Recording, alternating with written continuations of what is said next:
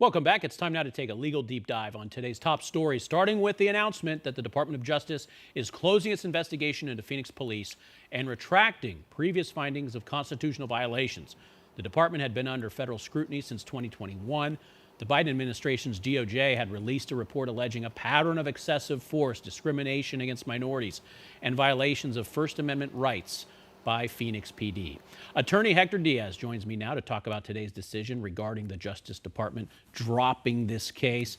This was part of a national effort dating back to around 2020, right? It wasn't just about the city of Phoenix. No, it started, this was something that Minneapolis saw, other cities, Louisville, Memphis, and it arose from really 2020 probes into, the police killings of Breonna Taylor, George Floyd, and, really the Biden administration saying, if we don't get out ahead of this, this is going to be an issue for us.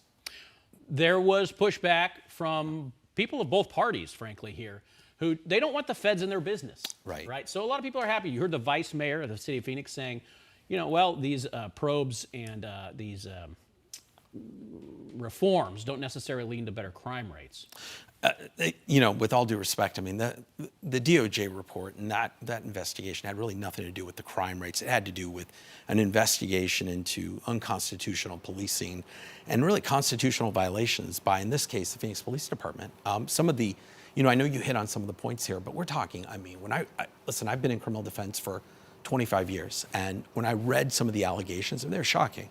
We're talking civil rights violations against, minorities, homeless, in some cases, those that suffer with behavioral disabilities. And, on top of that, they're talking about excessive force issues, illegal arrests, and it was just on and on and on. And so the idea here was that the federal investigation, ultimately, whether that ended in a consent decree, was to provide some oversight, training, federal funding. And, really what the Trump administration has come out and said is, they don't need it. These were really fake statistics. This was, over politicized by the Biden administration. And it's something that really isn't necessary. The city of Phoenix should be able to police, train, and take care of its own in terms of law enforcement. If there is misconduct, they'll ferret it out. And there was an independent report that also substantiated some of these claims. So the city says, look, we already have put into place a lot of these reforms. They're happy they don't have to face a lot of bills in the coming years to pay for these reforms. And it's largely possibly up to the next police chief to determine if these are lasting reforms. Well, we're going to have to see. Again, those on the front lines in terms of, that deal with these kinds of cases, whether they're, personal injury lawyers, plaintiffs' lawyers, civil rights lawyers, criminal defense attorneys. Those are the ones that see these kinds of issues day to day. So we'll have to see if the city takes this, for granted and just simply brushes it under the rug, which I hope, again, it doesn't, or if they really institute and they work in the spirit of the DOJ report to look and try to fix some of these issues. Let's go to the immigration crackdown we're seeing in our backyard. Footage shows individuals being detained outside of Phoenix courthouse, really prompting concern from elected officials about just what's going on here. What's your biggest concern about ripple effects of this happening? I saw one of the lawyers here early in the lead up to this say that he's concerned that people are not going to show up to court. That's absolutely going to happen.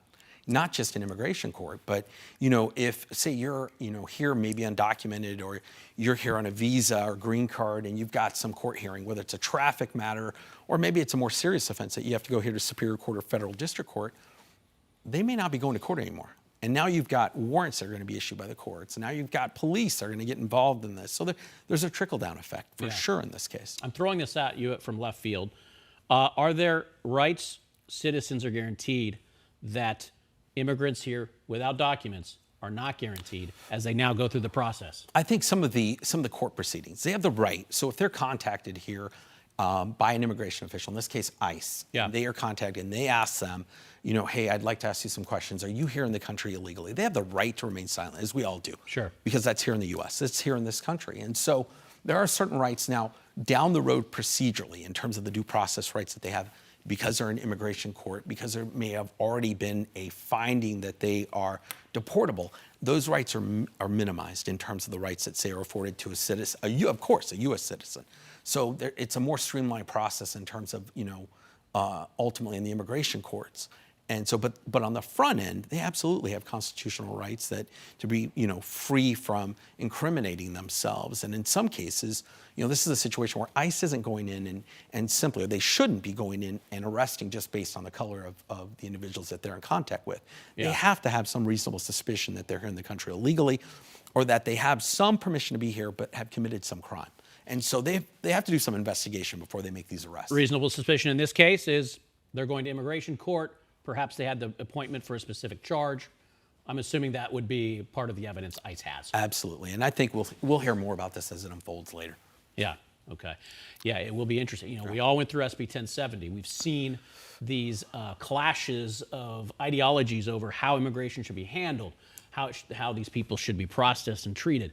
And we could just be starting a whole new era. Buckle up. Buckle up. Yeah. All right, Hector Diaz, criminal defense attorney here in town. We always appreciate your insight. Thank you. All right, we'll see you again.